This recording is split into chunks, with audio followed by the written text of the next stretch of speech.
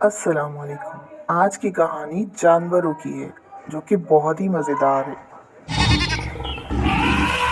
یہ جانور مل جل کر رہتے، ایک دوسرے کے ساتھ کھانا کھانا ہوتا تو ایک ساتھ کھاتے، پانی پینا ہوتا تو ایک ساتھ جاتے، پر ایک آدمی ان سے بہت بیزار تھا۔ اوفو، یہ جانور آ کے پھر میرا گارڈن خراب کر گئے، پیڑوں کے پتے کھا گئے، پھول پھل کھا گئے۔ یہ عذاب کب اس زمین سے ختم ہوگا؟ نہ جانے کیوں یہ زمین پہ بوجھ بنے ہوئے ہیں، روز پریشان کرتے ہیں۔ کیا ہوا؟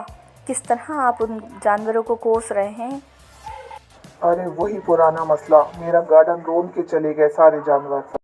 بابا جان، آپ جانوروں کو برا نہ کہیں، وہی تو عید الاضحیٰ پہ ہم قربان کرتے ہیں، انہی سے تو ہمیں دودھ، گوشت، انڈے وغیرہ ملتے ہیں اور ہماری جان بنتی ہے۔ وہ معصوم ہیں، آپ پلیز انہیں برا نہ کہیں۔ ہاں بیٹا، کہتی تو تم ٹھیک ہو،